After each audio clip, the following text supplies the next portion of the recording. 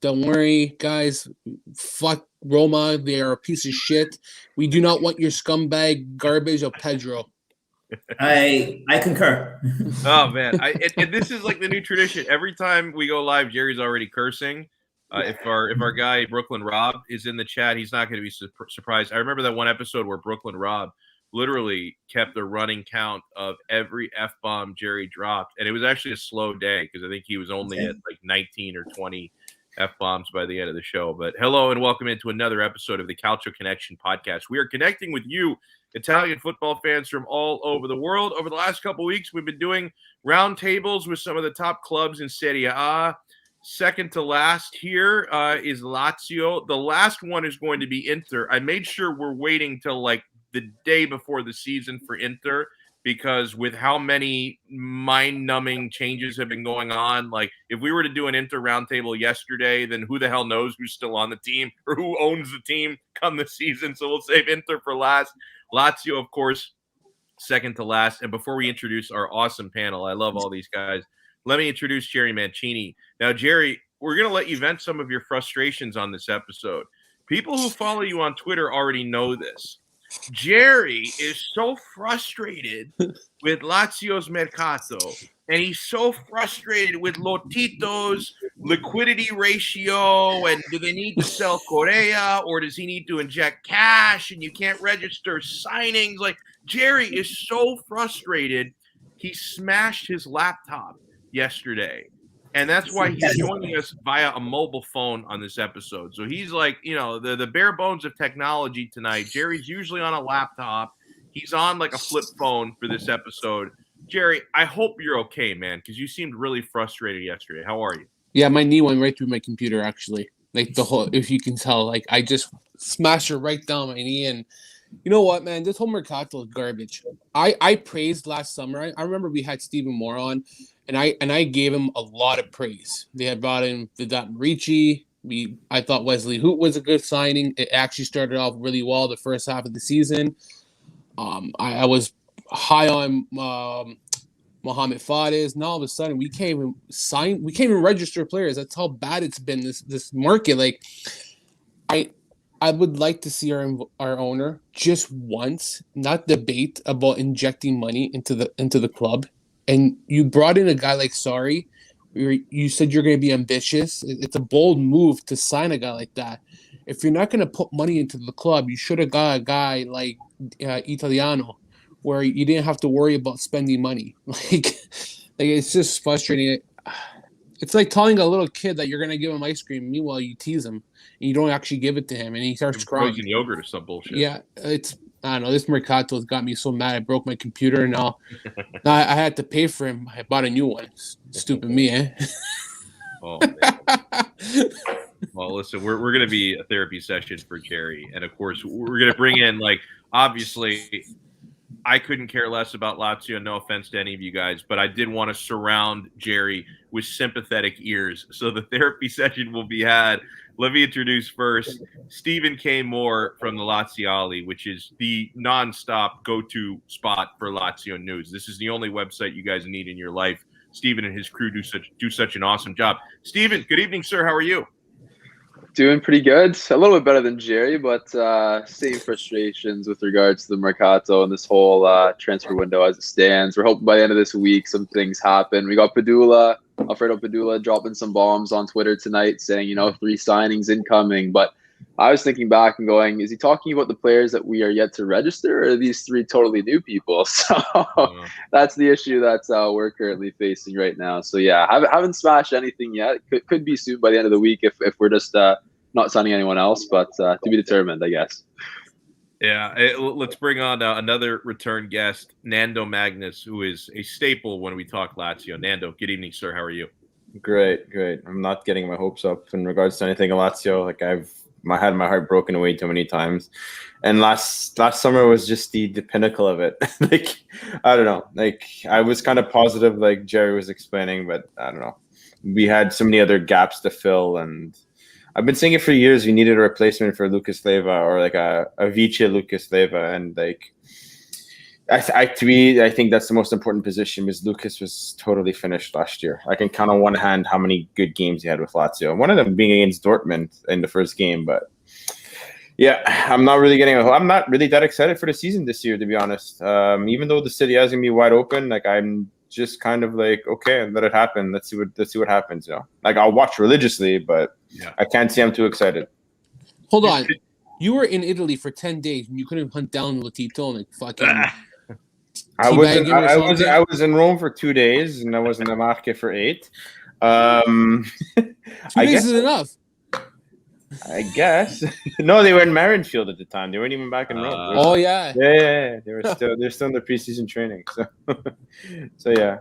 Next time, Jerry, I might go back in the fall to watch actually Lazio Inter. So there you go. Yeah.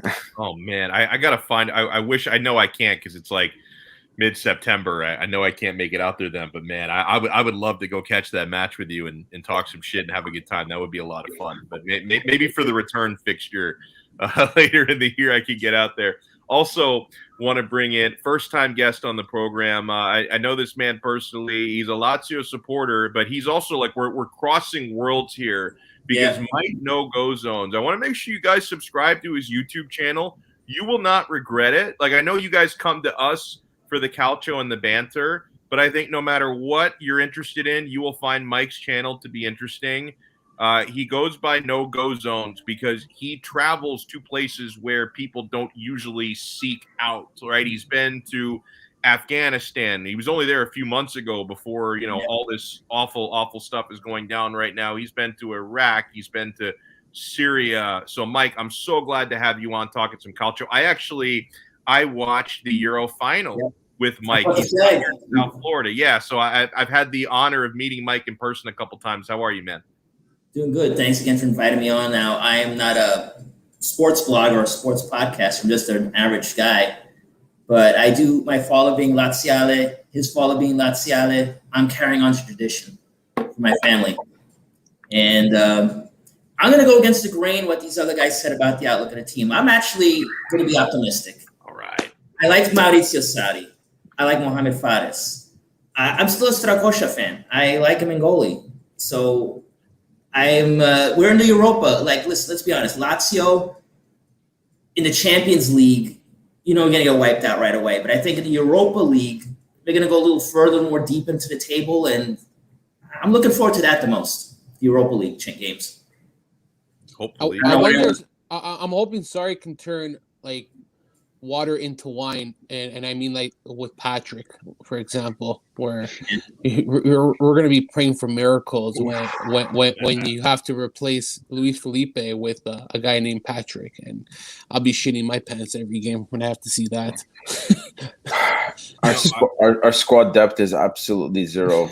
Our bench is basically everyone on this podcast. This is going to be and listen, and Nando, how do you think that's going to fit in with the Sarri narrative? Because listen, obviously you need players to stay healthy because that's really what would test your depth. So you have to knock on wood on that one. Yeah. But Sarri doesn't exactly have the reputation of being big on squad rotation, right? He tends to just have and I guess we still have 5 subs, prior to the pandemic, he was just, especially his time in Napoli, same 3 subs, same starting 11 every single game. So how do you think that's going to jive with what Lazio is looking to do? I think his system is to an advantage because Inzaghi's 3-5-2 was very taxing on the players. And I do believe his 4-3-3 is a little less stringent or a little less intense than Inzaghi's 3-5-2. So it'll definitely play into our fitness where guys like Cherby and Sergei, Alberto, and Immobile are going to be relied upon a lot. But I don't know, man. Our center backs, like Radu, has never actually played in the center of a back 4. He's always played left back. Right. Patrick is a City B player. Our left back is naturally a right back, Hisai, and our backup is a 21-year-old from the Serbian league. Pepe Reina's fucking garbage. I'm sorry, like he's fucking trash. He's 100 years old. I really like Strakosha, and I really couldn't. Thank you. I really couldn't give a fuck. Strakosha. I really couldn't. Excuse my language. I don't give a fuck if he can't kick a ball. Like I really don't. He's there to save shots. Yeah. What is with this garbage where where goalie has to like be a regista from the back? Like that's not goalkeeping. And like I said, I love Lucas. I love Lucas with all my heart. Like he's been great. It's his 5th season with us. But like I was telling you before we went live, like I can count on my hand, like one hand, how many good games he had for us last year. Every other game, like he's been putrid, and we still don't have a backup for him. We signed Escalante to like as a facsimile version of him, but he can't play regista. And then we have Cataldi and Akpa. Like, come on, that's our depth. And we switched to a 4-3-3. Our only natural winger is Felipe Anderson, who's, I don't know, wasn't great in preseason. And Correa wants to get the fuck out. Moro is a great prospect, but we're going to rely on him for 38, 50 games that we play. And Luca Romero is a 16-year-old. Like, I get, God bless these kids, but they're young. And I'm probably the biggest Immobile fan along with everyone on this podcast. But let's be honest here, like Mancini's style is kind of similar to Sarri's, and we all saw how Immobile was kind of like anonymous in some of those games against Italy. Granted, he didn't get enough with Italy. Granted, he didn't get enough service, but like it's kind of worrying. Is this going to ruin like our best player that we've had in like almost 20, 30 years? Like I don't know. Like I'm trying to be like Mike and be optimistic. I love Maurizio Sarri, but like our stupid, dumb transfer director Tari has done nothing. He hasn't had a good transfer season in 3 years. Why is this guy still on the fucking roster? You know what I mean? Like, sorry if I'm just letting it out, but like, it's hard. It's very hard to be optimistic. Very good rant. Hold on. Go ahead, Jerry. I want to just tag before you go, Steve. I just want to tag on. It's sad when Inter apparently has no money to spend. They sell 2 of their best players, and right away they replace their 2 best players with some. I know that they're not improvements, but they're still quality players that go back into their lineup, and they're getting the pieces to still keep them competitive to compete in top 4. We can't sell a player if our fucking life depended on it. If Sarri had if he had 24 hours to sell a guy and it was his life and death, the guy would not be alive right now. That's how bad it is. No, guy. Like, no, he wouldn't. He wouldn't. Fucking terrible, man. Like. I recently wrote a piece for the Laziale with Steve, and it was just about Tari, and it's crazy how Milan wanted this guy 2 years ago, and he was the talk of the world, and him and Simone Inzaghi were supposed to go. 2 years later, Inzaghi's still on top of the world, and Tari is fucking dog shit. And another thing, I want to give a shout out to Stephen Moore, because a good point he said about transitioning from Inzaghi to Sarri is that no more long balls. And it's true what he said. I saw he mentioned this on Twitter. He tweeted this, that far too often Inzaghi became too predictable. And I think that it won't happen with Inter because he has better quality players and a little different style. We'll see who they sell in the next for week. now, but I think he has a better team. You have to give him that. So I think his approach will be different. But with Lazio, it's better depth. Yeah. With Lazio, they it was do just, have depth. Yeah, you have Sensi on the bench, not fucking Akpa. But how many times do we have to see Chirby make a long pass from the back end to nothing?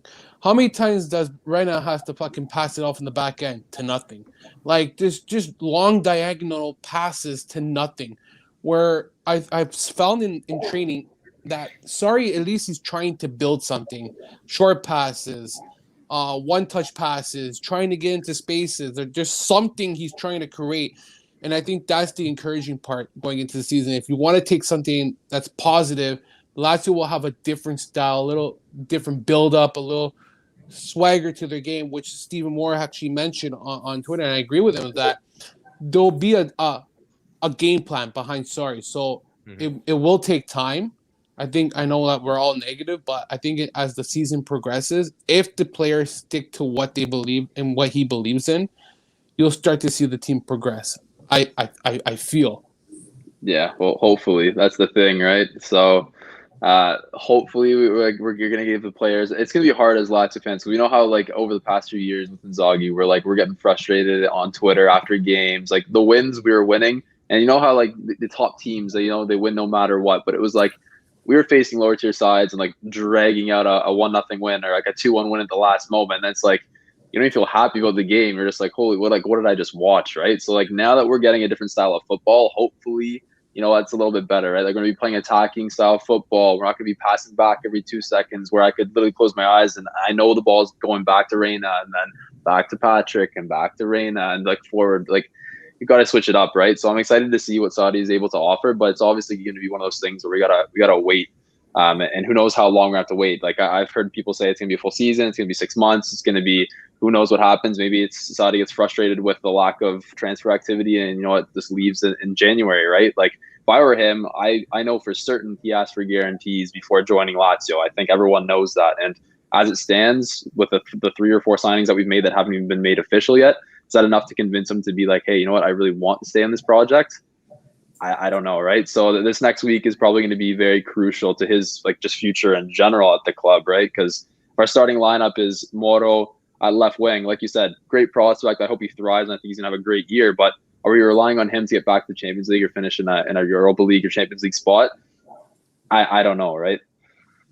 Another shout out. Hold on, I have to give shout outs to Stephen Moore because there's tweets that I've seen that he's been criticized by, and it's not because I write for him and I have a relationship with him and everything. It's just he got called out last season, okay, and I think Nando too. We praise that Raul Moro should have been given a chance last year, and I'm not gonna quote names on the show. You know who you are, you choose. But sounds like a when I gotta hear that, Did they actually listen to us, or is it like the extras? Yeah, it's the extras. Yeah, okay. The extras starts with Lazio and it's somewhere in fairyland. But when I have to be told, and others such as yourselves have to be told that Raul Moro is not good enough, he hasn't performed in Primavera, you got to remember the talent. He's a very talented player, and you're playing scrubs. Your level decreases. You play to your opponent's level a lot. And look how he's been the best player possibly during our preseason training, without a doubt. And Sarri's shown the confidence. And I wish that Inzaghi given him a chance. And I know people are saying, well, where is he going to fit in the 3-5-2? Doesn't matter. You try to put him up front, maybe play him beside Immobile. You see what he can do. You try something new, try new tactics, something. But I think this guy should have. And the sad part was, the last thing I'll say is that we had 5 games to end the season when we were dusted and out, and we were not going to finish above sixth place, and we still didn't play him. And it's like, what the fuck, man? Now look, you're going to see this. This guy is going to be our best player of the season. He probably won't play the most, but we're going to get more than what we think out of this guy. And I praise you guys because you guys have mentioned so many times, Armini, yeah, maybe I was wrong about him. I guess it didn't work out for him. Raul Moro was the guy, and he's, 16, 17 years old, and already saying we're shit. No, he's not good enough. If Inzaghi thought he was good enough, he would have been on the team. When it comes to young players, that's one area where Inzaghi wasn't always good, I will say. Well, I wanted to go around the table and Jerry. Ask Mike. No, ask Mike, though. Yeah, no, absolutely. And I want to get Mike your take, because you were optimistic about Saudi, and I think everybody is, right? But Steven, mentioned that it could take some time, whether it's a matter of months or even a full season for this team to adapt to Saudi ball. You mentioned at the top, Mike, that you're really bullish and excited about Saudi coming in. Yeah, I mean, come on, he's been around forever, and I think someone put in the comments that this guy can lift people's confidence, the players. He's more of an old school guy, in my opinion. And maybe that's the kick in the ass the players need to get them, get them working as a unit. Because, we all saw last year, we all disappointed. We all screamed at our TVs, and it was frustrating to watch at times. Especially Lazio underperformed against who they were playing with. Like, they barely beat a team like Sassuolo, a team you should be beating like 3-0, and they, tie them. It was, we saw that more than once. And I think they need that kick in the ass to, some old school, grind it out there on the pitch. So that's just, so hopefully it'll be that kick in the ass that they need. What were you, I want to keep going around the table on Saudi because it's very ambitious appointment, right? And Jerry aired some of his frustration about an ambitious manager appointment, and then the transfer market to follow it has not been ambitious. When Sarri ball is clicking, it's incredibly easy on the eyes and fun to watch, and it's incredibly effective, right? But it definitely, Nando, it is a pivot in philosophies to go from Inzaghi to Sarri, and that's why there's going to be a learning curve there. Like I can use Inter as an example, and obviously financially, the club is in very rough shape. But I thought that I did appreciate the fact that in going from Conte, they went from Conte to Inzaghi. And I'm not saying Inzaghi is at the level of Conte, but he does run a 3-5-2 formation. You have the personnel to run that. So I thought transitionally it made sense. They don't have to reinvent the wheel there. With Sarri, they might. So, Nando, what was your take on the appointment, and how long do you think it's going to take to adapt? I really like the Sarri appointment. I think it was a bold statement by the club after Roma hired Mourinho. We needed to hire a big name as well. Like, imagine Roma hiring Mourinho, and we get a guy like Juric or Italiano. It shows no ambition for the club. Mihailovic. Yeah, I love Mihailovic. I watched him throughout my entire youth, but he's not a good coach.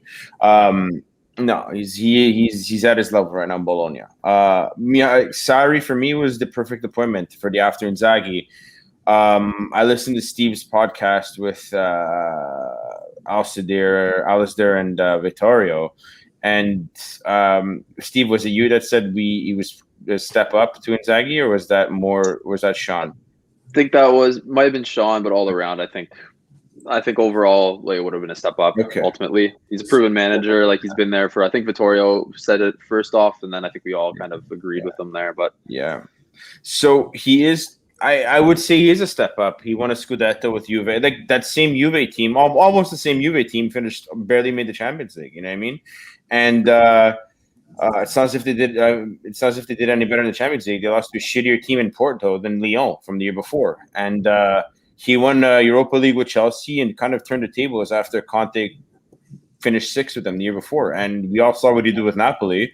He was interested in a Scudetto, and he almost won it with them. So, I mean, right. I really like the appointment. And I know I was hard on our team before, but I think our players, pound for pound, our starting 11, actually can play really great Sarri ball, Correa included. Correa, Immobile, Felipe Anderson would be a great attack. Alberto, Sergio, and Lucas could be a really great midfield trio, like mostly Alberto and Sergei. And let's be honest, yeah, I really like Acerbi and Luis Felipe. I think that's a really good center back tandem. Lazio Maruzic on the right is fantastic, and I guess our left back leaves a little to be desired. But we can if worst comes to worst, we can always put Maruzic there. But I think our starting 11 can actually play really good Sarri ball, but it's just when one goes down, it's our replacements that kind of, you know what I mean? That's where it gets tough, you know? So I'm excited. I really am. I just want Sarri to have the right armory where he can say, you know what, Cheeto goes down, or forget it, you can't replace Judy Mobile. They say Felipe Anderson goes down. Okay, let's call upon someone else. Whoever me. I'm confident. Hold on, you say you can't replace Cheeto? I'm actually confident in Vedat Marici this season. I actually am. What? I'm so confident in him. Like I think he's gonna have a good season too. I think he's gonna have a good season, man. He's not a Golden Boot winner, Jerry. No, he's absolutely not. Okay, so how do you replace? You know, what I mean, Look what he did with Insigne and he did with Mertens when he played them out of position and he brought them to life. They're better now. But that's Insigne and Mertens, not Marici. But look at the time when he did it. That was like how many seasons ago? But that's Insigne and Mertens. Marici's let's be honest, he was a fucking corpse last year for all the games he played. In all honesty, Inzaghi's system didn't suit him. I heard some really good things about him in the preseason. I didn't watch. I'm not going to sit here and pretend and be like, yeah, he's good. But I'll take whoever watched the game's words for it. But it can only go up from Marici. But like Steve in his podcast said, the bar isn't very high. He scores 2 goals. It's already better than what he did last year. So that's a success. Technically, hold on. You know what I mean? Think being a player, okay, being in Marici's shoes, and this is a good article by Apollo where I read on the Lazio. It was really good, and he talked about how a season that was downfall, but a lot of factors that really hindered him that wasn't his fault. Arriving late from the transfer market, never had a preseason to train under Inzaghi. He came, he had coronavirus. He picked up an injury, and he didn't play his first game, I think, until like late into like November. Correct I me if agree I'm with you wrong. on everything you're saying, but I just also But, like, think Inzaghi never wanted him. No, absolutely. And You know who Inzaghi wanted last year was Borja Mayoral. That's the player he wanted. He didn't want fucking Marici. But you as a manager, I know that if you don't get the players, but you still gotta. You as a manager, you're given X amount of players. You gotta figure out how to work in that, and that's where I see with Sarri right now. He is working his hardest with what he has and trying to integrate what he has right now until more players arrive. I think he's confident that he is gonna get the players. I hope so. And I really hope it's not that guy Kostic, because he's 29 years old, and I really don't see us spending 20 million euros on that guy. I don't know who we're gonna get. I follow Marco Valerio Bava. He writes for the Lazio Simonoi, and he thinks there's gonna be like a surprise there that's gonna happen. I don't know who it is. It could be anyone, but that's what I feel is gonna happen. I put that out the other day. I think it's gonna be there's something behind the scenes that kind of like the David Silva transfer from last summer. There's something where they want to hype it up, but they're not gonna do it. Like you know how Lazio are with their kit reveals. It's just one day random on a Wednesday at 3 p.m. they'll just drop their kit and be like, hey guys, here you go, right? Like they don't really have a build up for anything. So I think it's gonna be something similar to that. Or they'll do some random article that they usually post on their mobile devices on the app, and then we all see it and go, like, what is this sort of thing, right? Like they did with Kasai and can't remember who the other individual was, but very similar to that. I think there's going to be, like you said, that big name, whether it be someone like a Coutinho, whether it be someone who's kind of out of favor at their club, but it still can be very good at Lazio and fit into the tactics. But like, I don't think it's one of these names that are linked. And regarding Kostic, I know he's 29, and I know it's like a kind of a large fee, but if we get him on loan, that guy can play at left back. That guy can play at left wing. That's where the asset kind of comes in, right? Because our left back position is lacking. And if Kostic comes in, he replaces Kamenevic, right? So that kind of frees up that spot. And then looking at a Hasai and Kostic left back position, or he can slot in at left wing, I'd definitely take that any day of the week. Someone who's adaptable like that and can actually play both those positions properly. Because if not, we're going to be playing Johnny there at left wing this season, or we're going to be playing some other guy like Dermisi. Like, we don't need that. I actually don't mind trying Johnny as a left winger. He was actually really good before he came to Lazio. He had 5 goals and 10 assists for. He looks so slow in training. I think it's a different thing in Spain. Yeah. I think the La Liga suited him very well. I don't think he got touched as well. It's a very technical league, but I think in Italy it's a little bit more up paced, a little bit different tactics. I think the adaptability factor too. Hey, you know what? If he's able to try another 6 months, but he went back to Spain this past year, and I don't think he impressed that well. I didn't watch any games. I don't know, but we didn't really hear too much about him, right? And I think if he were to come back, I think we would have been giving him more chances than Saudi has. Like if Moro is starting over him in every single preseason match, and the guy's making minuscule minutes, it's kind of shown there, right? He's trusting in Moro over Johnny, and then that says something just like there. I'm all for Moro getting minutes. I'm gonna ask, who would be your ideal signing for the post Korea? It's too difficult. It's too difficult right now. There's so many different names you can throw in there. I love Shaqiri. I like Shaqiri. Shaqiri plays on the right though. He does, but he's a right versatile winger. player though. No. He's a versatile To an extent, player. I think he plays more central and on the right than on the left. I'd like to see someone like Coutinho. That would be a big signing where if we're able to bring that guy in. I don't like the names that we were linked to before, Sarabia. I don't think he'd be too good. I don't think Draxler would suit in too well. I think we need someone that's a little bit more flair, a little bit more like Coutinho. Overall, Coutinho is a very good player. He hasn't been too good in recent seasons, but we saw what he was able to do at Liverpool. We still see that he has talent. Same thing with Felipe Anderson. I took a huge risk on him, but it was also a very good deal, right? We sold the guy for 40 million. We're getting him up for whatever it was, less than $1 million, almost free. That's a terrific transfer. If it doesn't work out, hey, you know what? We didn't really pay too much. We're paying his salary. If he goes well, look what happens. We're able to sell him maybe in the future. If not, or he stays at the club and thrives like Immobile and all these other guys have, right? So I think right now, out of all the names we've been linked to that have been said and stated in reports and rumors and stuff like that, I'd like to see Coutinho. But obviously there's going to be someone behind the scenes where it might be some no-name guy, right? You never know with these guys. Kyrie special. I wanted to ask as much as I would like Correa to be sold because of his attitude, I will give him one thing. I haven't seen a positive, a negative attitude towards him on the pitch. He's gone around doing his business, acting like a professional, not moping on the field. He goes around, plays his 12 minutes, plays hard. I've seen a picture today. It was like all the Argentine guys or something like that, or like the Spanish guys on Instagram. He's taking a picture in the change room, looks happy. So the attitude has been very good. I know that, in my opinion, he's probably appreciative, knowing that Latito and Tyre are trying to help him. But I think deep down inside, he knows as a player that the business is just equally as important. He knows that the team has to get full value for him, and it's a two-way street. That's why, like, I don't see him. The longer this goes, it's either he goes to Inter or he's going to be our left wing. Well, and that's what I wanted to ask you about, because honestly, from my perspective, Well, let's hear. Let's Mike. Mike, I want to hear who Mike would want to replace Correa with. Sorry to cut you off, Alex. no worries. I do it all the time. I was a big fan of Correa. I mean, when he played his loss, and it sucks, but I think someone who mentioned Coutinho. Yeah, Steve. I'm gonna go. Yeah, I'm gonna go with him. I see someone in the comments is saying Agudelo. I think I'd still pick Coutinho though with him.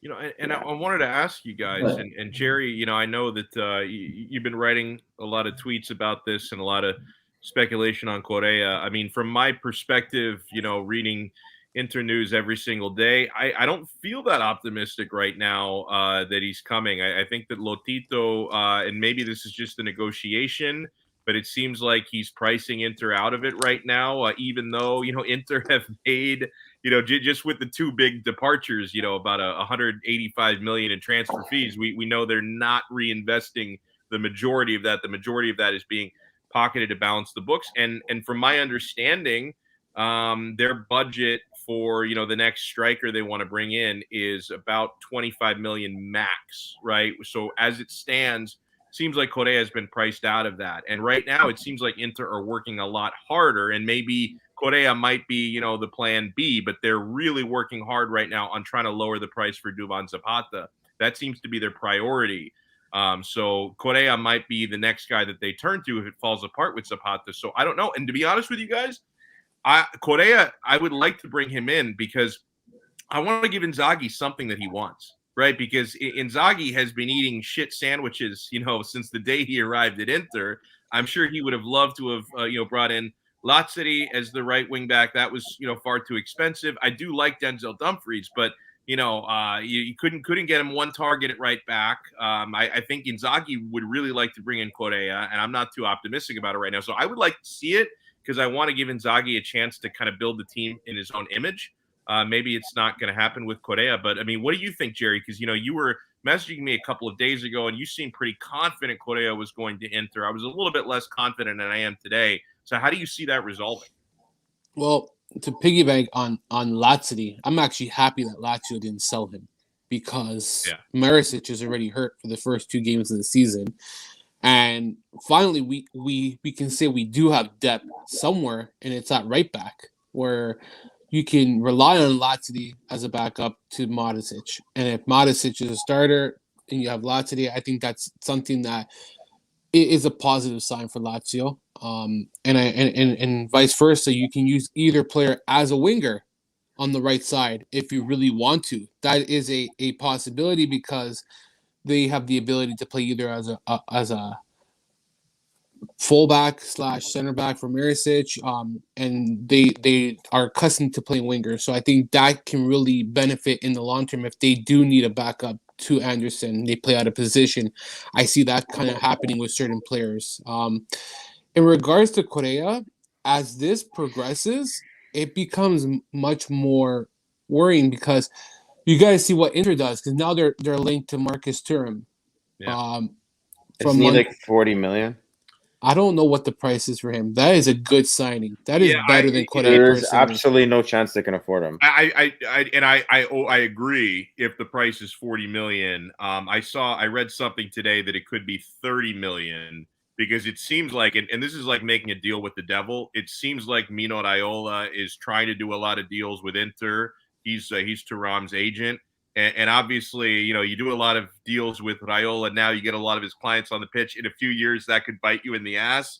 But it seems like Raiola is actually trying to get the price down into Inter's range. However, Nando, that could be a tactic to, try and, really pressure, let's say, Lotito on Correa to say, hey, listen, if you guys don't want to do a deal, we're going to go out and get Thuram. It could be pressure on Atalanta with Zapata. So I'm not convinced that Thuram is really a target. I think this might just be Inter kind of working the news to get more leverage. I'm confused to why they're not going for, like, I know Zapata is probably the only all-out striker that they've really been linked to, right? I think Weghorst was linked recently as well, but I can't see Zapata going for under 40 mil. If I was at Atalanta, I'd be reaping that guy for 50, 60 at least, right? They don't need the money. 31. Like, a lot of clubs in Serie A are broke, not them.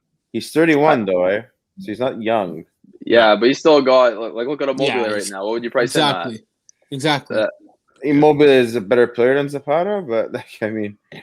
Yeah, to be fair, but they're pretty equal, man. They're pretty equal, man. They're different. I mean, Zapata's good. He's very good.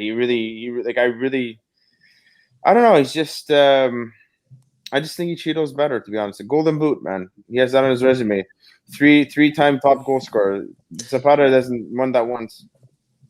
Let's be honest, Lotito's not known for opening his checkbook. I mean, he's not, but as time progresses, I think it's going to open. I really do. I hope so. I hope you're right. He's got no choice.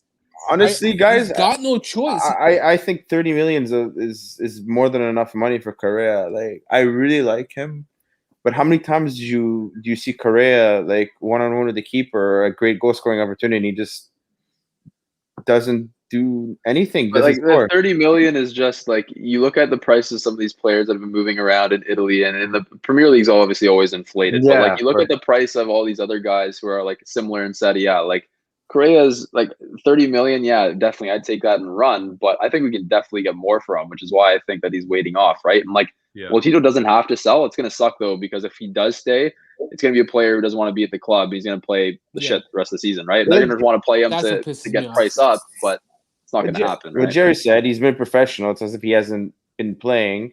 I mean, we don't have to sell him, but at the same time, it's like, what other club is he linked with? Everton? No offense. It's like, I'd rather go to Inter.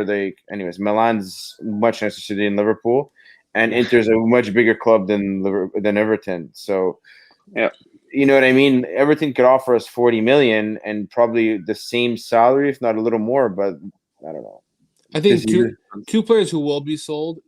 Well, one for sure. I think Caicedo's out the door. That's going to be a sale that you're not going to hear until like last second. He'll be going somewhere.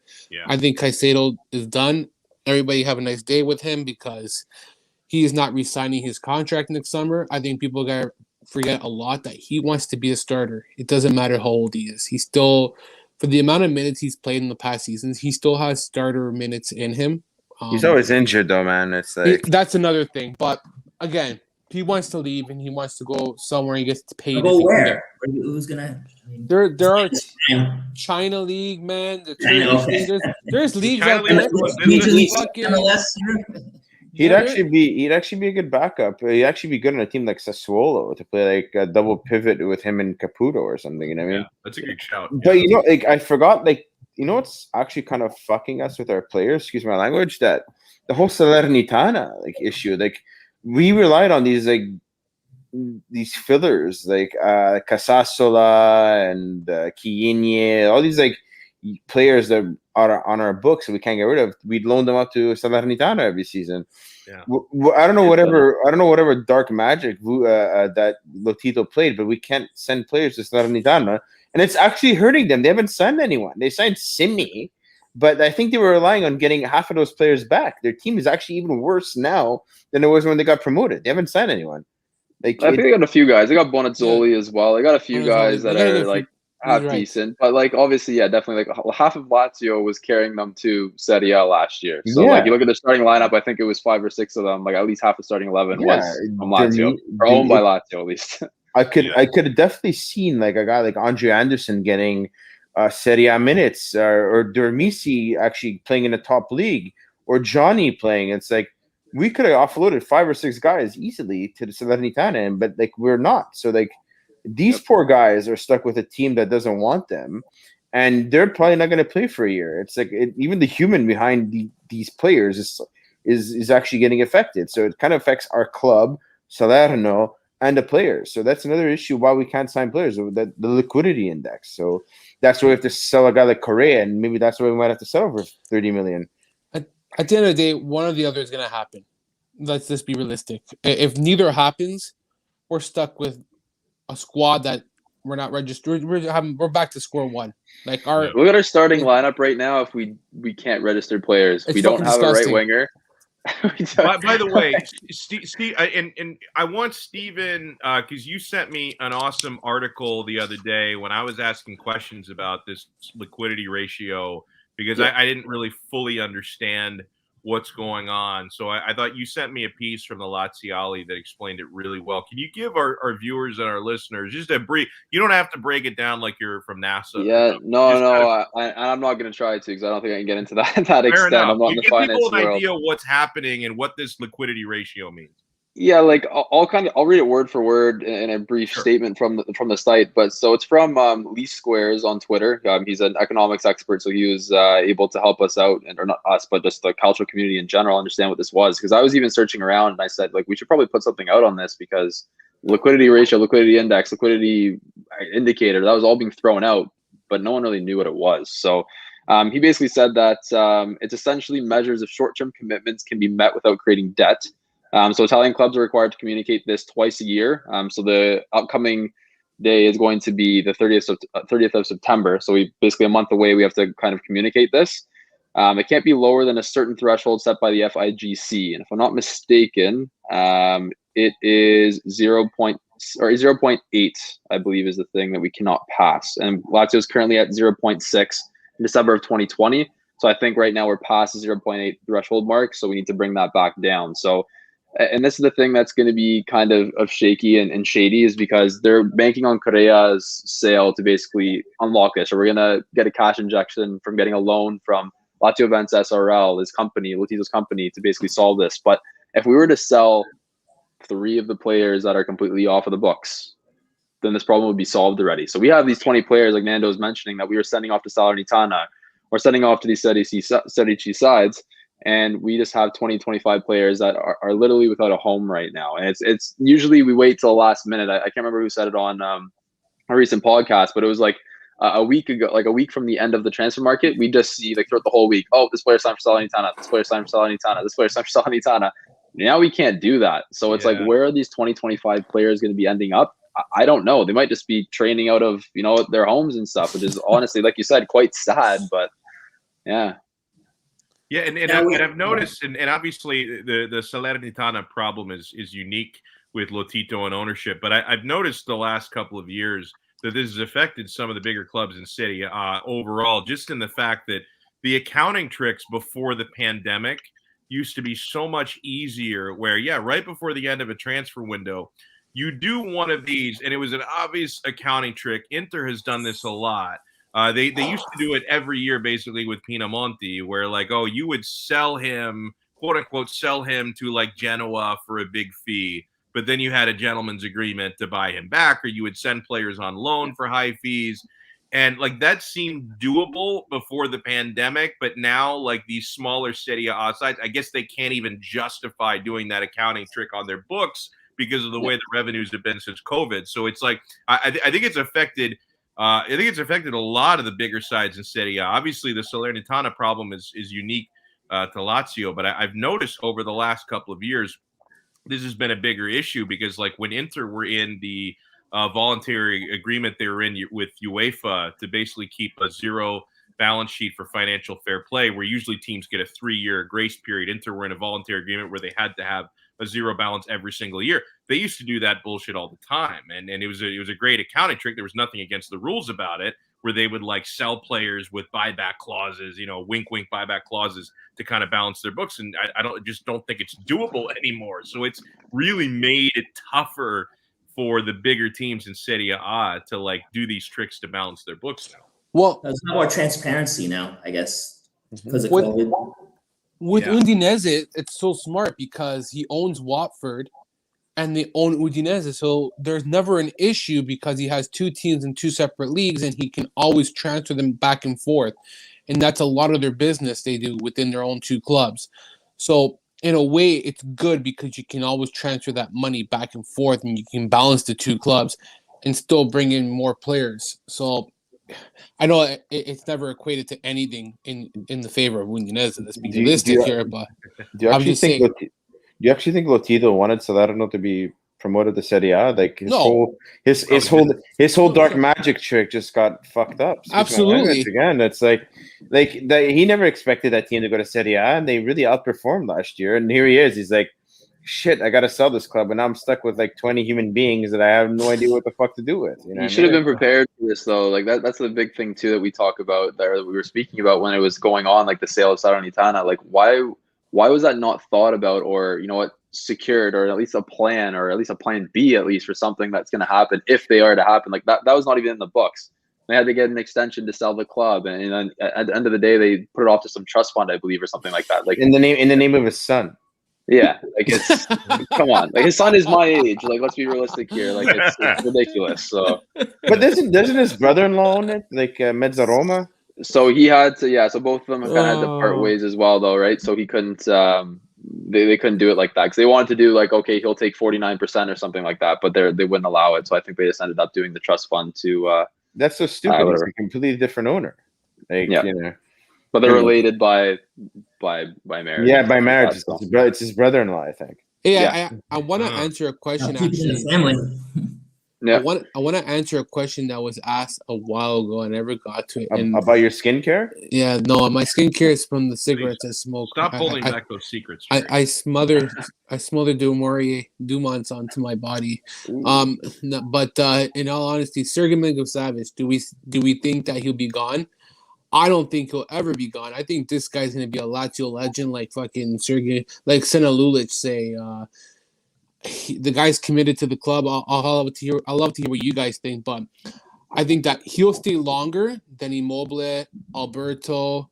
Those guys will all be sold first before Savic even gets sold, and they'll just reinvest that money into new players. I think Savic is here for the long term. It's going to be his team eventually. Once Immobile steps down, he'll become the captain, and by the time he's in a couple, I think that Immobile will probably be sold in a couple of years. I don't even think he'll be here till 2025 personally, and I think that why not? Why not? Because I think that players they hit a peak, and Latito will try to cash in when he can. That's Latito when he does it. These guys, remember, just because you're I wouldn't doubt that. Look at Parolo, Yeah. Look at Lulic. Like look what happened there too, right? Look at Close Up, for example, too. Like it's been weird how he's done some of those over the years, especially with people who've dedicated so much. I really don't think he's gonna sell Immobile. Like Immobile is our legend. He's not gonna leave Jerry. I think Alberto. I think maybe Alberto means shit to me, man. It's a business. It's like, well, where's he gonna go though? Like seriously, like this. He's tried playing abroad. He clearly is a much better fit in Serie A. He loves Lazio. I know, man. I don't see it, man. But it doesn't matter. At the end of the day, it's a business. It's a business. But I always thought there's always teams that are out there who Saudi Arabia, China. It doesn't matter. There's always something. He's not gonna go there, Jerry. Come on, give me a break. He's 31. I don't see him being a mercenary like that. Yeah, absolutely not. It doesn't have to be him though. It could be the club who forces him out, man. You don't know this stuff. Like, and why wouldn't they force him out like a few years ago when he scored 29 goals, or when he won the Golden Boot and his value at 60 million euros? Because you had him in his peak. You had him in his prime. His prime at 27, 28. You got him in his prime, man. Like, I don't know, Jerry. Never say never. I'm just saying never say never, because I thought Sena Lulic was going to stay another season. Didn't stay. I thought Parolo could have been a good option in the midfield. I know that he's not young, but still serviceable player. Good second option in that midfield. Gone. There are players who you think that are going to be here long term, but you don't know how Lotito does shady things, man, and it doesn't. I'm actually shocked. Those guys are like 35, 36. No, absolutely. Yeah. But I'm shocked that we haven't sold Alberto yet. I'm shocked that somehow he hasn't sold Correa yet. I'm shocked that Savic is still staying with the club for the law. Exactly. Right there. Money talks, man. If someone comes to you and says, I want Immobile for 40 million at the age of 32, Are you fucking crazy, man? He's taking 40 million. He's gonna reinvest into the club. The guy wants money. No one's ever safe on Lazio. Okay, then who do we replace Immobile with? He doesn't give a fuck who he replaces with him. The money's Sure. going in his fucking pocket. We don't need to. We don't This need is anyone else. We already Lotito. have the replacement. We have Murici. What are you talking about? Yeah, exactly. I'm just saying, man. Don't. I was so. I think Savage leaves before Immobile.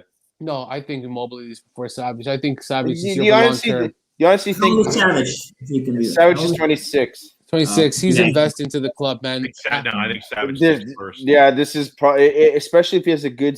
He's hit another level the last 2 years, and especially if he scores more than 10 goals again this year, and he bangs in like another 10 assists, he's definitely going to go to one of the big clubs, and I really see him going to maybe like Real Madrid or something. But he's born in Spain, so like that's technically his home. Yeah, I know, but he just and- bought a house in Lazio, in Rome. He literally just bought a house this year in Rome and has settled down. And okay, his salary is what, 5 million euros? Real Madrid Yeah. Real Madrid offers You him can resell 10. that house. Come on. You can If resell Real it. Madrid offers him 10, dude, he's gonna say fuck that. Like I'm leaving. Like, Okay, it'll be his vacation house. and honestly, Inter got. I love Lukaku, great player, but they got 115 million euros for a guy who had the season of his life at 28 years old. Come on, and you're telling me they're gonna get one of the most complete midfielders in the fucking world for 100? Like, dude, it's. I think Savage, if he has a mega season, which is probably likely to happen, we should just really appreciate who the next year we have him. Unless he just says, you know what, I don't care about money. $1 million more, $1 million less doesn't make a difference in my life. Sure, he's gonna stay, but dude, when your salary is doubled from 5 to 10 million or 12, depends. You might even go to PSG, man. Like they're paying Wijnaldum like what, 10 million? Everybody, why not? And honestly, like I wouldn't even think Wijnaldum starts in a Lazio midfield with the players we have. In all honesty, like seriously, like Savage is. I wish with all my heart he stays. Like you can tell he's a Laziale 100%. But like I think there's an agreement in play, like what Aston Villa had with Grealish. I think it's going to be one of those things where if the money comes, if the offer comes, if the demands are met, then it's ultimately your decision. If you want to go, then we'll let you go. But we need our funds, or at least our release clause, whatever the case may be. I don't think he has one, or if he does, it's not as much. But I think it's if those demands are met, we'll let you go. But until then, did Villa actually think anyone would pay 100 million euros for? No, for they Grealish? didn't. So the owner came out and put a video out, and like that's what all clubs should freaking do. It was unreal, but he came out and basically said, like, because all the fans were obviously upset. They just sold one of their best players. Like he's going to be obviously a big part of their season, and he basically came out and said, "This is the method. This is what happened. This is why the situation came to this as it did." And it was basically like they put a release clause on him for over 100 mil. They said something excessive that they didn't think that anyone would ever pay. City came in and said, "Hey, we're going to give you whatever it was, over 100," and they said, "Okay, well, now it's player's decision. Do you want to make the move or not?" And he said, "Sure." So they had that agreement in play, and the president and owner came out and said that, right? So as long as they speak the truth and ultimately it happens, it happens, right? Is Grealish better than Correa? Is Grealish better than Correa? I think so. I think he is. Like Better without, look. Honestly, the biggest think downfall so. of Correa, let's be realistic, is Finishing. his inconsistency. His His consistency. inconsistency. Yeah, absolutely. Then is finishing. Yeah. Grealish, different position, different player. I think Grealish is more a midfielder compared to Correa, who's more of an attacker, left forward, left winger sort of thing. So I'd Grealish is more explosive. I'd honestly take Grealish. He's more consistent, I'd say, and he was able to carry a team and become a captain of Aston Villa at a young age. So he's got that mentality, he's got that confidence, right? So is he worth what our city just paid for him? That's obviously the debatable thing, right? I don't think he's worth that much, but definitely a good player. Guys, I want to use Hold on, Ivano's. but I just want to say, like, with Savage, he had the chance to go to PSG. There was PSG back in the day. There was Man United, and Lotito shot down big money offers. I thought, didn't he turn down 150 million for Savage? I don't think or is that's that bullshit? That's I bullshit. think that's bullshit. He turned down 70 million from Juve in 2018. Yeah. That's a fact. Like Lotito, he holds pride in his best players, and I hope to God we never sell the fucking Juve. Like that's one team. No, he will never do that. He already said he'll never do that with Savage. I mean, with Juventus. I'm just saying he's turned down big offers for Savage, and that's how much he values. I'm sure he gave me a link of a Savage. Before he even considers selling Savage, even if he gets an offer, the first three players who are going to be sold before him, and telling you, man, is first Alberto, because Correa might be gone. Correa or Alberto? Because Alberto is what, 28 now. I think he already hit his ceiling.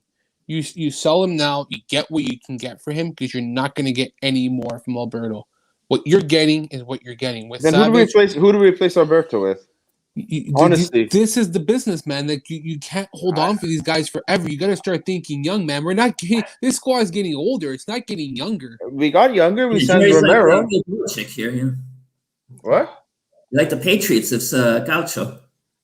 I'm just saying, man. These are, and with our finances and the pandemic, these are decisions that are going to happen. And I see a big thing getting sold. If not this summer, definitely next summer.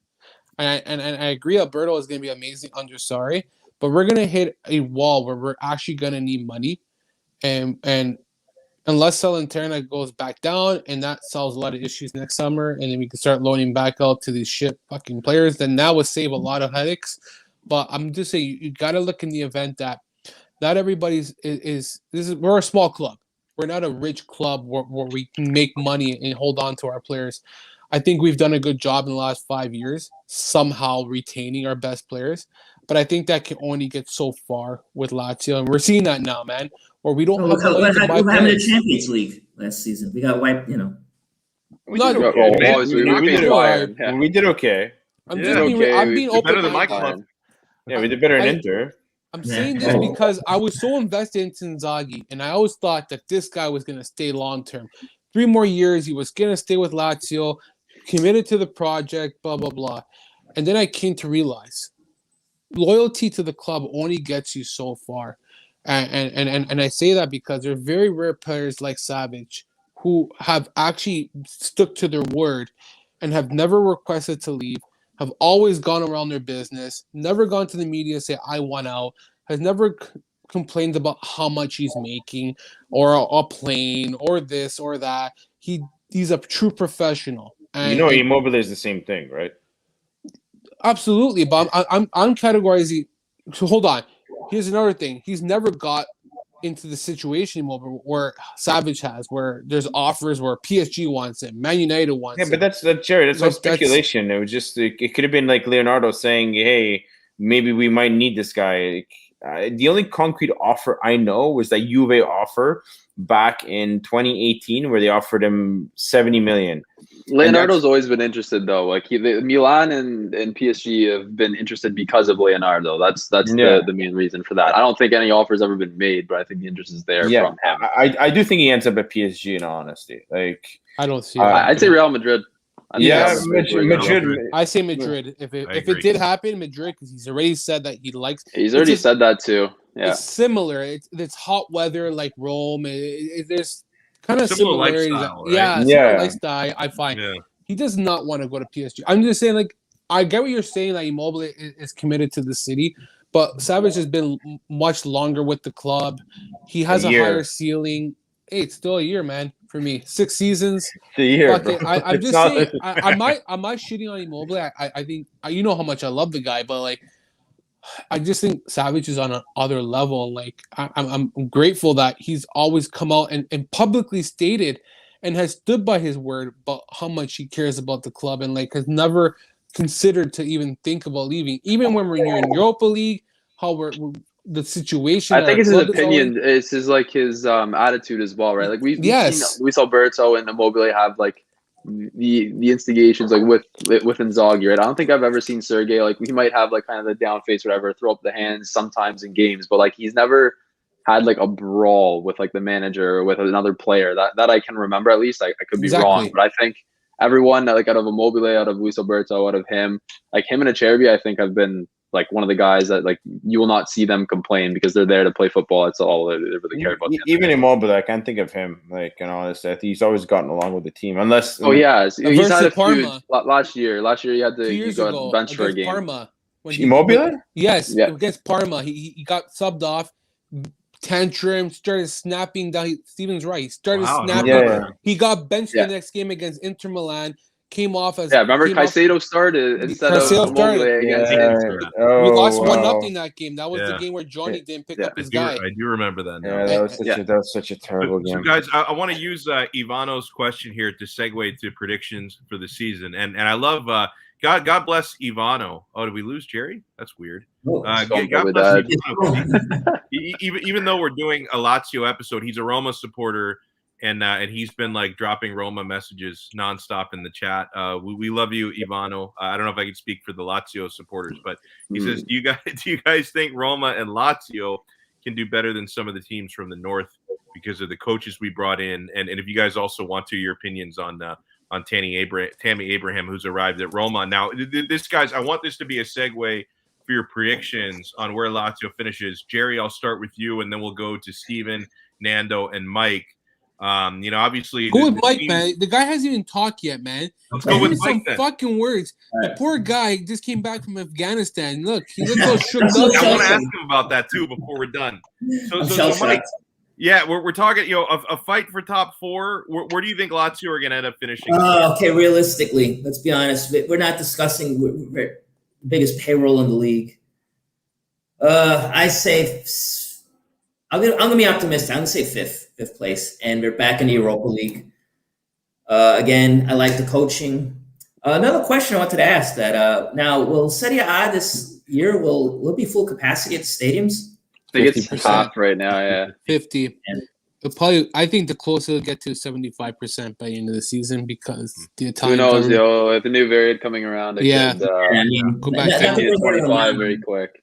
That's true, actually.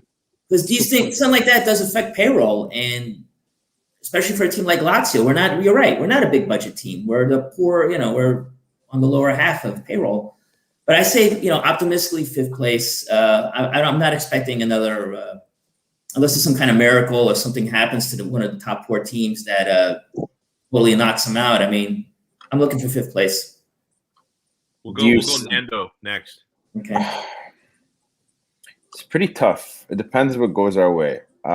If our starting 11, it all depends which players we sign. If we get Avice Lucas Leiva, I say we get a guy like Torreira, which with all my heart, I wish would happen, but we won't. Yes. I think we'll get Toma Basic, which looks like an interesting profile, and we get, I don't know, a winger or two. I honestly, if Saudi ball clicks, top four, and I These are way more optimistic than I was. Like I said, I'm being optimistic. The reason why is I finally see a dip in Atalanta. For the first time, I hope not, because I took a lot of other players in my pool, but I do see a bit of a dip with Atalanta. I'm really hard on Milan. I really feel that team really punched way above their weight level last year. Their starting 11 isn't great, and Pioli, we all know how Pioli is from experience. Has one good season, then crashes faster than the Hindenburg. So, I mean, Milan's 11 out of the top 7 is probably the weakest. Like pound for pound, their starting 11. I really don't think it's that good. So I think top 4 if things click, 5th or 6th if shit hits the fan. So Steven, I got to get your take because you gave us the impression that you're not as high as Nando. So I don't think top 4 is a question right now, especially I'm gonna go because I'm doing predictions. Like, okay, what if we sign these 3 players? Whatever. If we're going with our exact lineup right now and our depth right now, and that's including the people that haven't been registered. So let's say they're registered, we make no new signings. I don't think top 4 is even a question. I think we put everything into the Coppa Italia, get out of the Europa League early because we're not going to go far in that.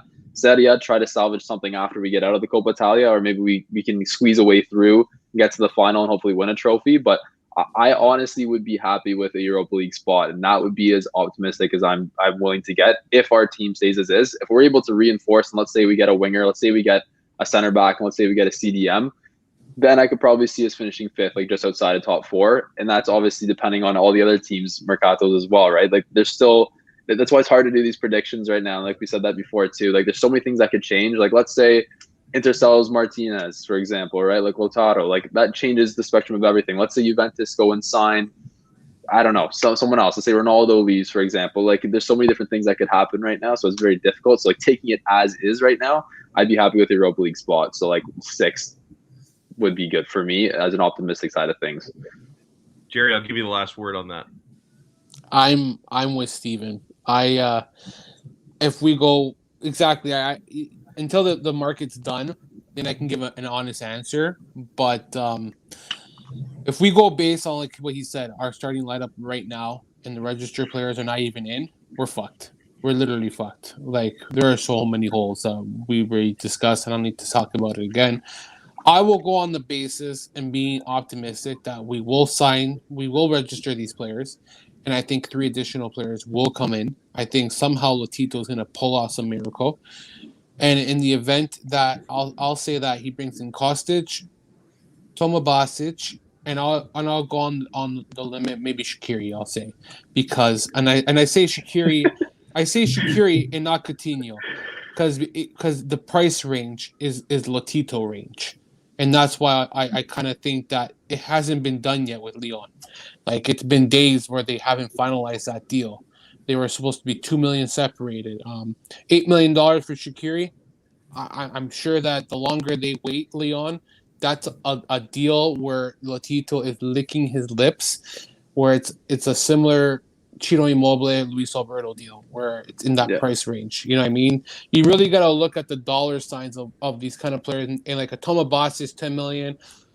Like Stephen Moore said. I'm sorry, $6 million for Shaqiri is or $8 million, whatever it is. Under $10 million for Shaqiri is amazing. Deal. It's a steal, man. You go. It's Robert. Steal. And he's a name too. It's as if he's like he comes from England. Like he's played in Italy too. He's played with Inter. He's stated his desire to come back to Italy. He said he's fond of Tade, and we know how Tade loves to get in his people into Lazio. So that's an absolute ideal profile. And Jerry said it. Like he's wrote a piece on it. So like I'd love to see it happen, but I'm scared shitless for a goalkeeper situation, guys. I'm not gonna lie to you. It's like we might lose Strakosha for free.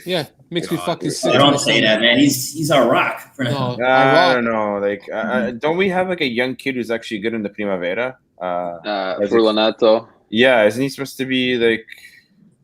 Well, we had Adamonis, we had Guerreri, we had all these guys, and they've all shit the fucking bed. Alia is another one. We have all these guys, right? So I mean, if we add these players, Alex, I say we compete for a 4th place. I think that place we compete for. Let's see the But if we don't make any additions, I'm with Steve. I say we go 6. I think that we compete for a Europa League spot. So just for fun, who do you think these 3 players are? I just tweeted out. I said Toma Basic, Kostic, and I said Coutinho. Does it bother you guys that like, we haven't signed any Italian players? Like maybe that's just me being like of Italian heritage. I want to see more Italians on Lazio. Hold on, I want to say something actually, guys, quick. The reason why the Correa deal has been really difficult too, there's a 15% from Sevilla. To Sevilla. So you got to be careful now. The reason why he wants 40 million is because it actually means he's making 30 million on the actual deal. If he sells him for 30, he's not making 30. He's making 20. So that's why his price is significantly high for Correa. I never knew about this buyback 15%. Yeah, the sell-on fee. The sell-on fee. I fucking hate it. It makes me nervous. And a lot of teams do it, and it fucks him right in the ass, especially it's great for the team making the sale. It's not so great for the next team selling. Yeah. Like Alberto, there's a 10%, I think, sell-on or something like that. If he gets sold too. Like, it's a joke because, like, and that's why Alberto's 60 million and not 40 million. Like, we're overvaluing our players too because we're not really trying to get 40 million for the player. We're trying to get 30 million for the player. Well, I can tell you right now, unless Lautaro is sold, Inter are not paying 40 million for anybody. I mean, and that's another thing, actually. Yeah. Tomorrow is his contract. They're going to discuss. They're having a meeting tomorrow. Yeah. So the chance, let's just say now, all of a sudden, that Lautaro's contract meeting goes south, and it doesn't go well. It might go south. Let's just say hypothetically, I don't want to wish anything bad for anybody. I that's just like the way I am. Hey, no, you got to get Inter. They got to go further down. So yeah, let's sell them. in the event that Lautaro does not commit and doesn't sign a contract, he's for sale now in the next 2 weeks. He goes, and then Correa really becomes a situation that he could actually come in. If Lautaro goes, he's coming in for sure. If Lautaro goes, has to be coming in. If Lautaro goes, Inzaghi quits. I'm telling you now. I'm telling you now. Inzaghi quits. That's possible. No, and honestly, from everything, from everything that I'm told, And I take it with a grain of salt because Suning is Suning. But from everything I've been told, they're not selling Lautaro. And again, take it with a grain of salt because Interisti have been lied to many times in the last couple of months. From what I understand, basically it was an either or Lautaro or Lukaku, and they had agreed a fee with Tottenham, and then Chelsea stepped it up massively for Lukaku, and they sold Lukaku. And I think even Steven Zhang understands you can't sell Lukaku and Lautaro and Hakimi in the same transfer window. Maybe, and again, I can't say it with 100% confidence. I know, man. I would have sold Lukaku for that price too. In honesty, like I like Lukaku. I just think everyone's just kind of like riding high on him because he had an amazing season, but he's not 130 million. He was okay at Manchester United. He was good his first season at Inter, and he was great last season. Yeah. So it was a steady progression. But I mean, who in the right mind would pay 115 million for Lukaku, a 28-year-old? Stupid money. I mean, exactly. PSG's of the world. It's his best season. He scored 24 goals, and Immobile, who had kind of like an indifferent season, scored 20. Yeah. So what was I going to say? I wanted to before. Hold on. Sorry, Alex.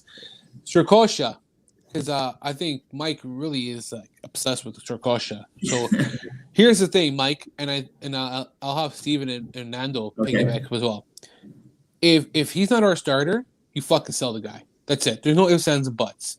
He's your starter. He'll sign a contract. He's not your starter. He wants to get the fuck out. And we can't lose this guy on a free. You can get at least $20 million for this guy, at least. So who do you replace him with?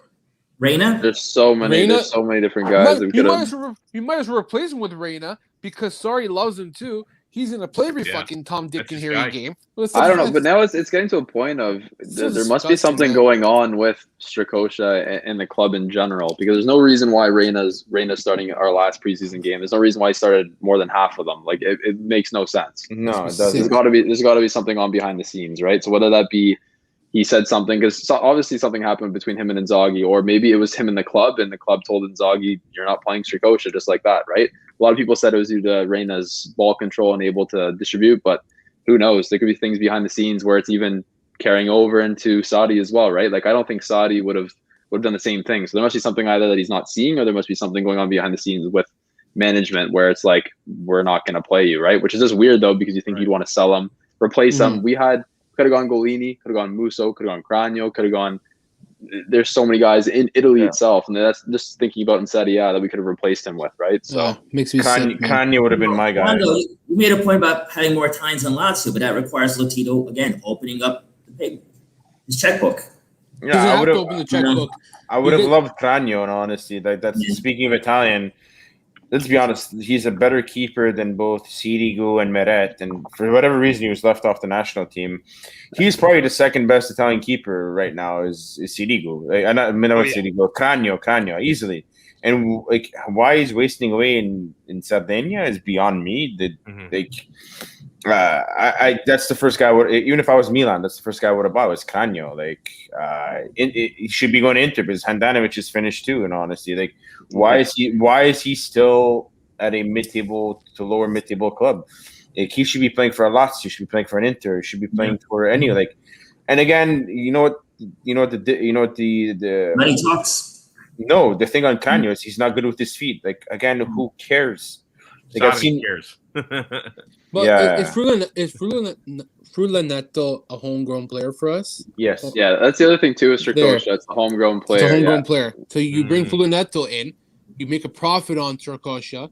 There's your money too. You can help you to buy. We should not be starting if we were to bring him up. There's no way we're starting either. Like that's the thing though. We'd be starting Reina then as our first choice goalkeeper, and then our backup is an 18-year-old who really hasn't proven himself. So Fernandeto's like 18. Yeah, there's no chance. The only 16-year-old that's ever succeeded was Donnarumma, and he'll be the next best goal in the next 50 years. So it's I get what you guys are saying, but there's no point of keeping a guy who's not going to play. We don't have anyone to replace him though. The homegrown players, we don't have anyone else to come in, which is why Strakosha has to stay. That's why Cataldi's been here rotting on the bench. I feel bad for the dude, but that's why he's there still. Like, it's the same situation with him, right? So, Yeah, it's I this actually. club.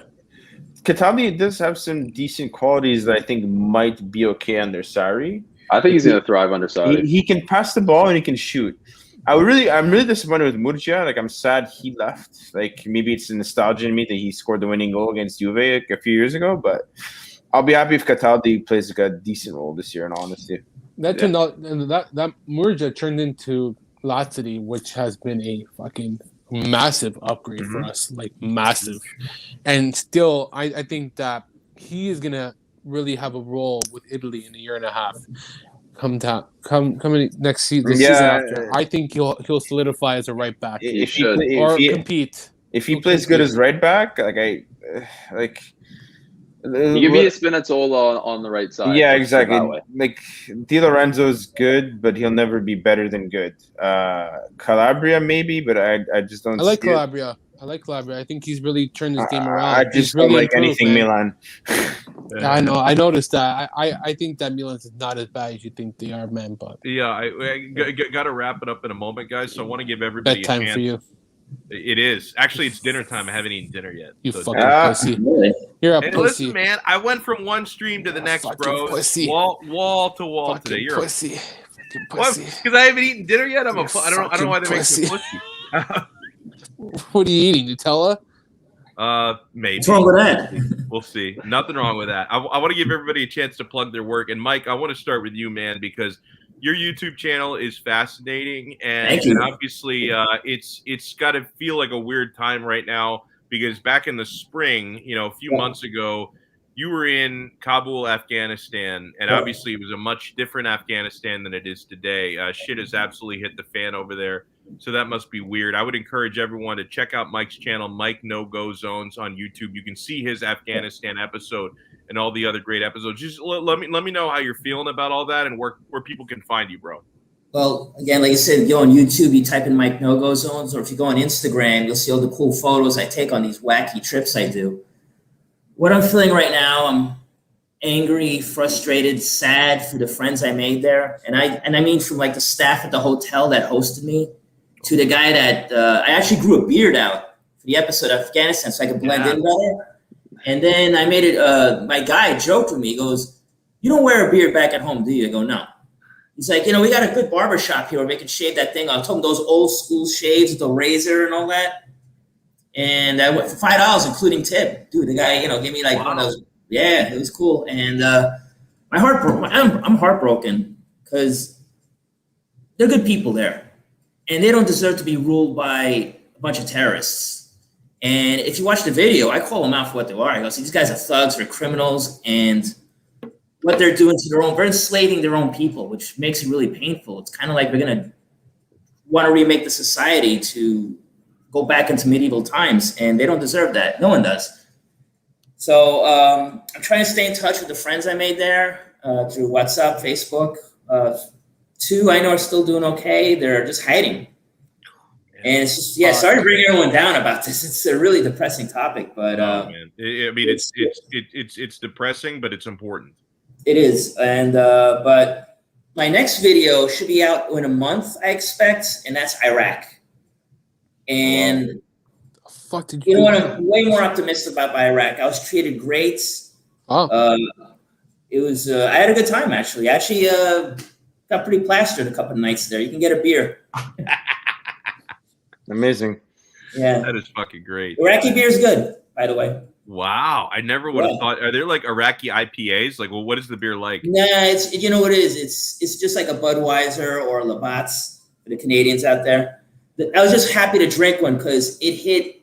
I'm gonna say to both temperatures. It hit 120 Fahrenheit, which is like 45 to 50 Celsius. Wow. You're walking around the sun, so when you got to deal with that dry heat, you got to drink a beer. You just got to. And even though it was just a plain old, nothing fancy, it tasted like mother's milk in that kind of temperature. So, yeah. That's amazing. That's kind of what I experienced. So at that moment, at that time, it was the greatest beer in the world. Now, I'm sure if I drank it here, whatever, it's just the milk. But trust me, when it's that hot out, you want something cold. Yeah. And that should be out in a month. You can watch videos I did in Syria. I was in Lebanon. I was in Turkey. Turkey is actually like a tribute video because it's a country I liked. I go into the hoods. I go to the west side of Baltimore. I almost got shot by a drug dealer. Like The Wire in real life. Jeez. Well, that was my fault. I was walking through the hood and I recorded a drug dealer in action. Oh, no shit. Yeah. You don't want to do that. No. I had to explain to him what it was. And, he actually looked me up on his phone to see if I was telling him the truth.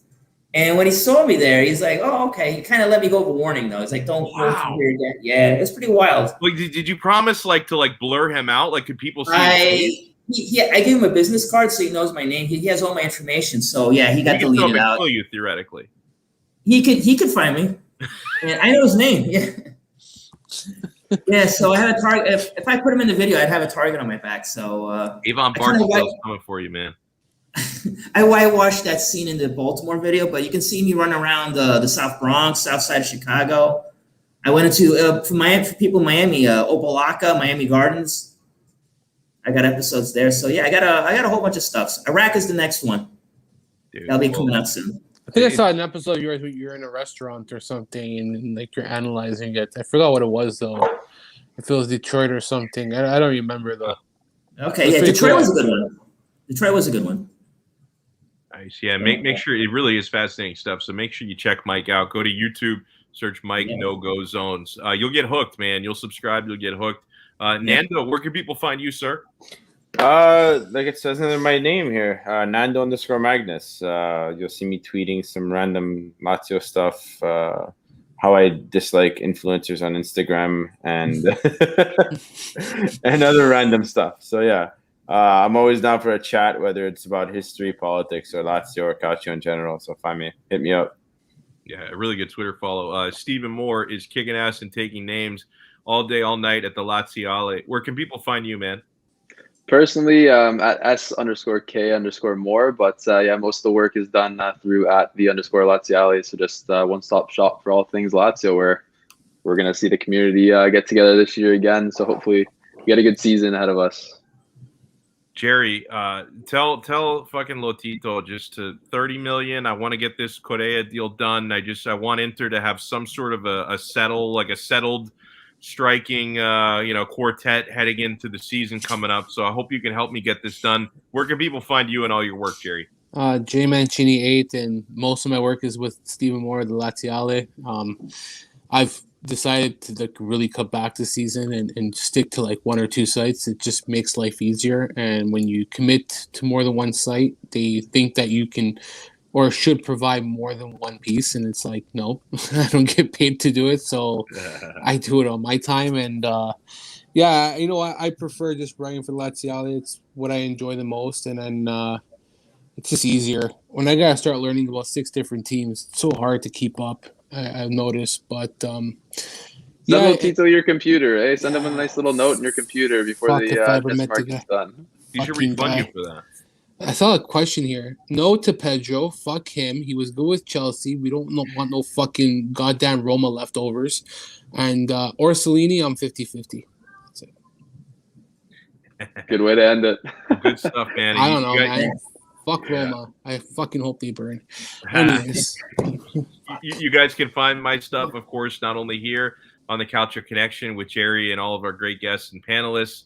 Calcio Connection Patreon page. You can subscribe to that. It's mostly Inter content, but we're going to definitely expand to more stuff once the season arrives. And you guys can check out the daily shows that I do talking American sports on the 5 Reasons Sports Network. I broadcast live on YouTube, 5 Reasons Sports. You can find me noon to 1 p.m. every single day, just shooting the shit and talking, American sports. And then I get my Calcio fixes at night here on the Calcio Connection. Are we doing Internext during the day because of your I think kid so. Duties? Yeah. I think we should do it during the day. Just so we're on here now, so people know.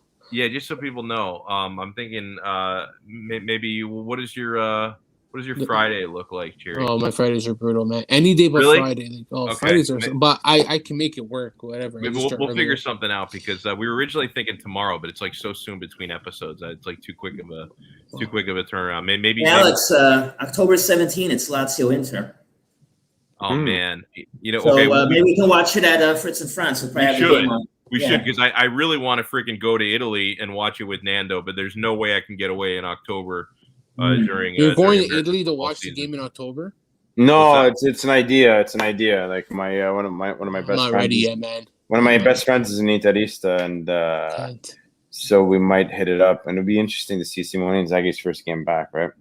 That would be a trip for sure. Quick question: Has still anyone there. on the panel been to the Stadio Olimpico yet? What? Has anyone here been to the Stadio Olimpico yet? Yeah, many times. Nando Many like 100 times for sure. Yeah, many times. I haven't I've been to a few derbies. I went to Lazio Juve right before December 2019. It was a good game. Cool. It's on my an bucket list. It's an experience. I've been to the San Siro too. Actually, it's better, more organized stadium. When you go to Rome to watch a game, be sure you need a cab to get back. Like I tried.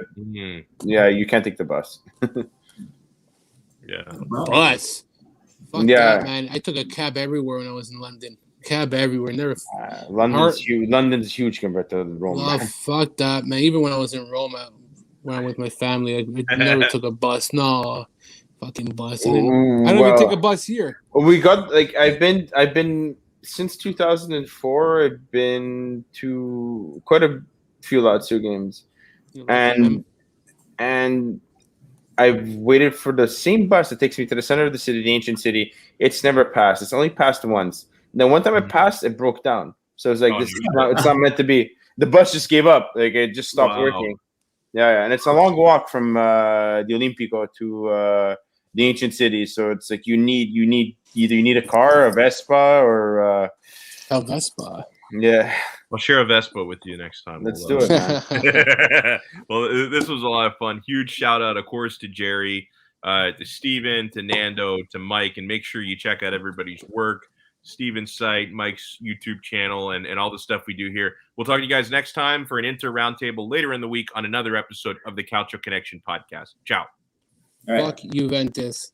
Guys, we're still live. Fuck Still live. Juventus. Fuck Juventus. Fuck Roma. Fuck Juventus. Fuck Roma. Fuck Juventus.